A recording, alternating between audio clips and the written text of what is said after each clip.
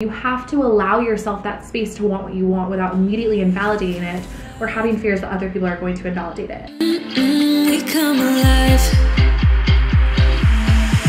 We come alive in the nighttime. Something about how we dance.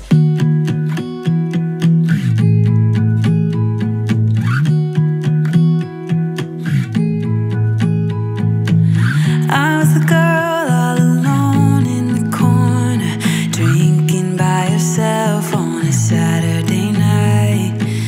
You were the guy with your friends at the doorway, pretending that you had the time of your life.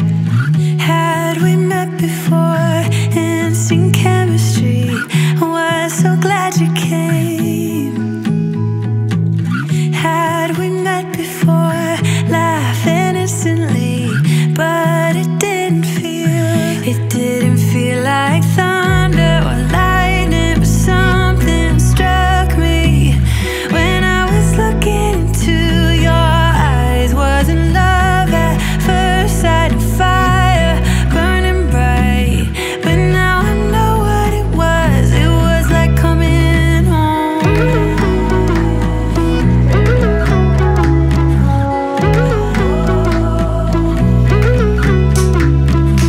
We were making our way through the town, yeah, never really wanted the night to end. And I was wishing you'd stick around, still I was thinking that we were just friends. Had we met before, instant chemistry? I was so glad you came. Had we met before. Hi you guys, welcome back to my channel. If you're new here, my name is Haley Hoffman Smith. Today we are going to be talking about big goals for 2022. I'm filming this on January 7th, so we're almost a full week into the new year, and I haven't really made any resolutions. I've gotten organized on what this month is gonna look like, but I haven't really sat down and actually put pen to paper around my goals, and I thought that'd be a good thing to film to show you guys my process with it, like how I'm thinking about it, because I'm doing it a little bit differently than I've ever done it before. I used to just make a vision board, right, of like these things that I wanted, like certain numbers on social media, like certain material things or places I wanted to travel to, but I really want this year to be about feeling. So this is actually part of human design. I'm what they call a non-specific manifester, meaning I don't really care about the details. I just care about how it feels. So for example, I want to be a talk show host. To me, it's more important that I feel aligned and flow on camera, and I feel like I'm in alignment with my purpose.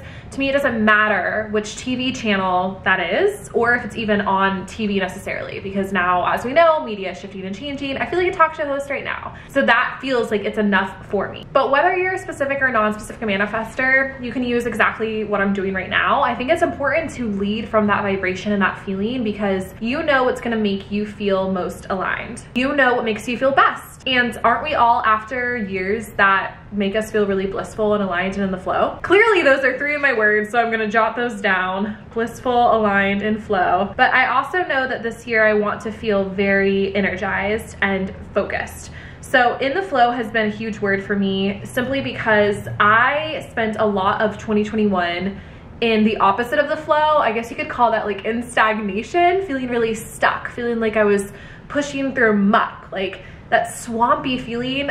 You know when you like wake up and you just don't wanna? Like, I just don't wanna. That was exactly how I felt for a lot of 2021. And it finally started to shift and change as the result of Vlogmas. Like I was really busy, I was really focused. It created the structure for me to be in the flow. Like I had to get into the flow, I didn't really have another option. And so I know from that one of my resolutions is gonna be to vlog more frequently. I'm thinking, and I know that this is like subject to change, so I don't want to hold myself accountable to anything until I know for sure what works for me, but I'm thinking I want to do something like a vlog every 3 days, because then I can use, you know, 2 of those days to be off, or I could film across those 3 days, but just see how it feels, like play with it, be fluid with it.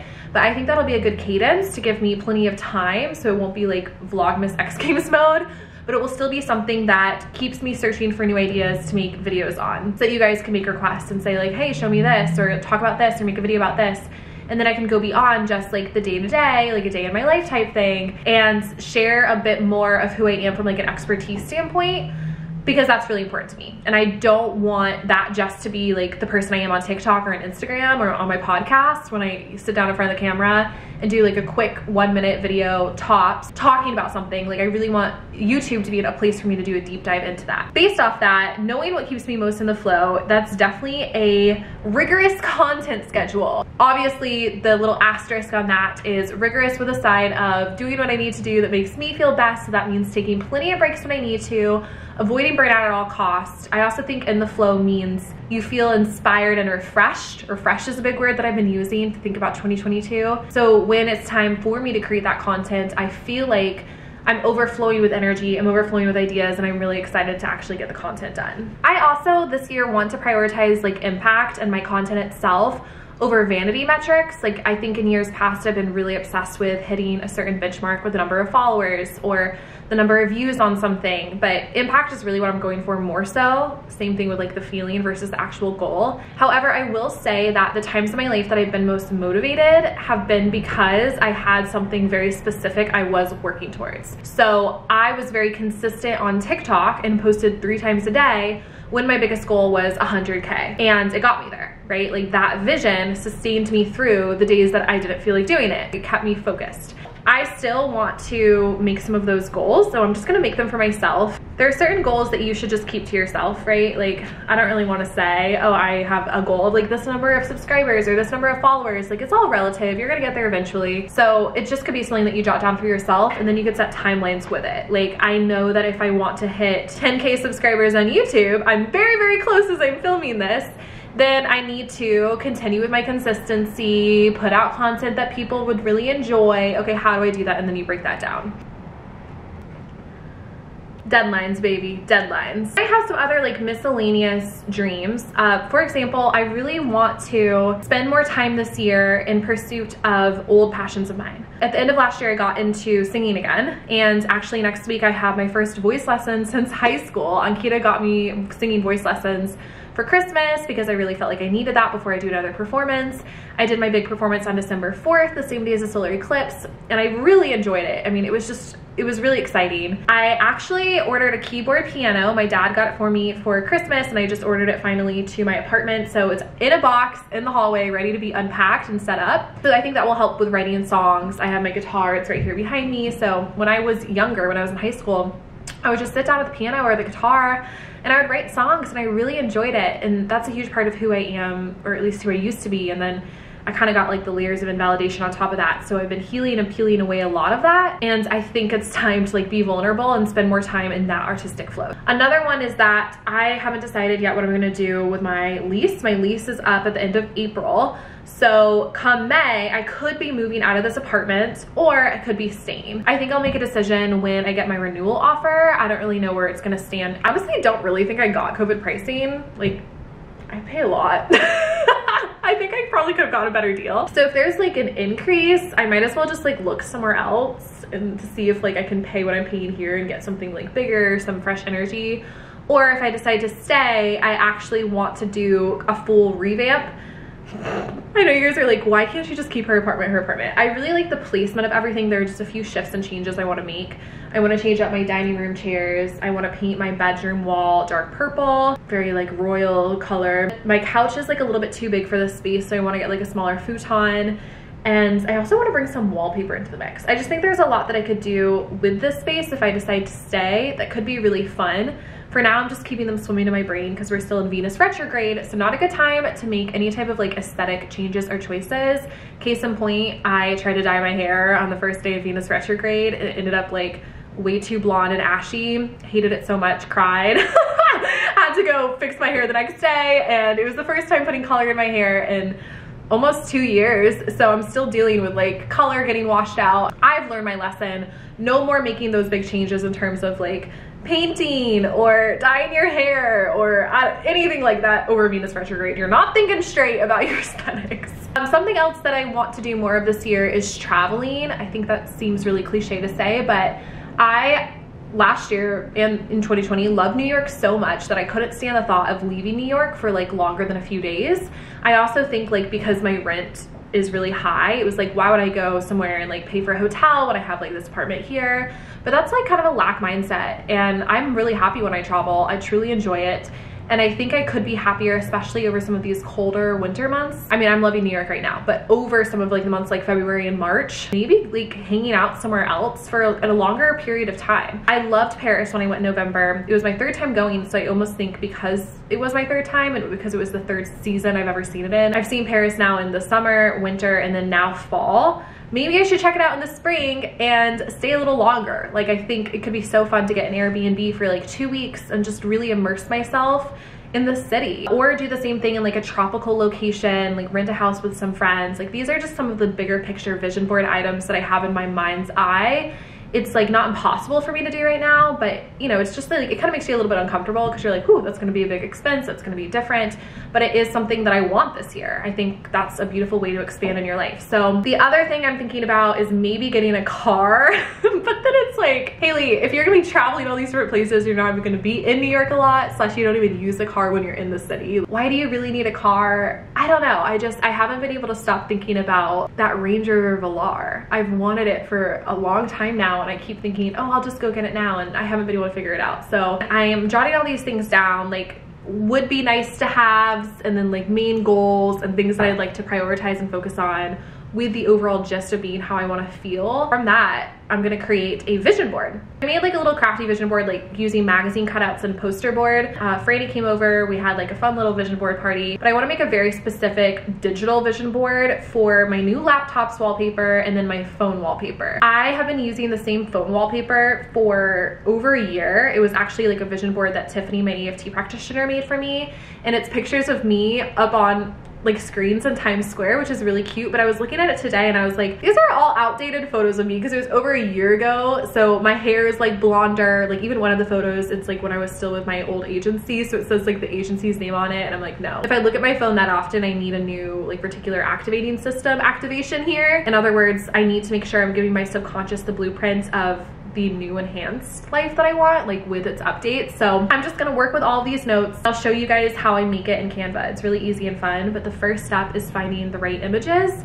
And as always, you want to find images that elicit a strong emotion. Like, when you look at it, you literally feel excited, or you feel at peace, or you feel expanded. It just feels high vibe to you. Obviously, I'm talking a lot about feeling when it comes to big goals. That's important, right? Because you want your big goals because you believe it'll make you feel a certain way. Okay, let's vision board it. One of my favorite places to get some photos for the vision board is in Pinterest. They have such good stuff. So I'll just start looking up pictures that will make me happy. My favorite places. And again, I'm always looking for images that elicit an emotional reaction. Like, this is a video, but when I look at it, I feel something because it's Lake Como. I might just have to take a screenshot of this.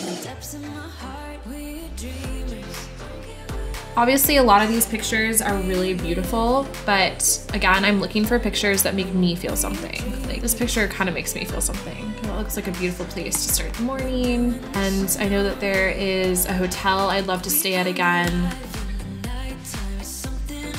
So gorgeous. Then I've been thinking about getting a car this year. So I'll just put a picture of my favorite car. Again, like, since a lot of these pictures are very similar, I'm waiting till I find a photo that makes me feel something.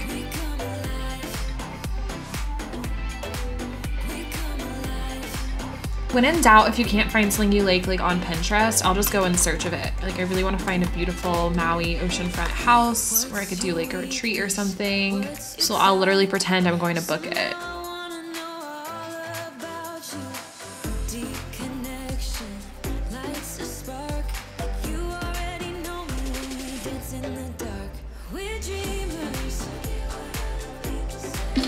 Four Seasons in Paris.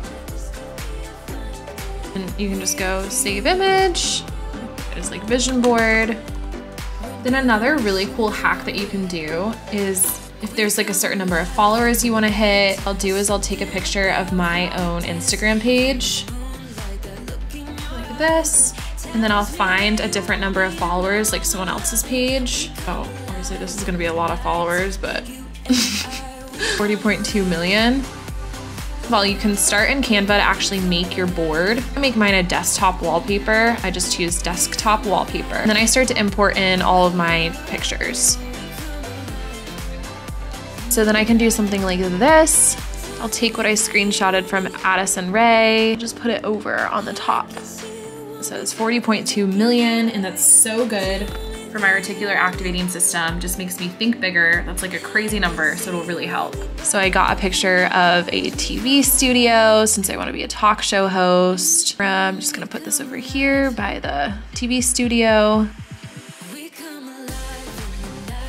So here's like an example of another way you can do it. Like if you make money through something called Stripe, you can just look up, like I was trying to look up millions of dollars Stripe revenue. You could find photos like this, so it shows like net volume. So that's pretty cool, like over a month it showed that much.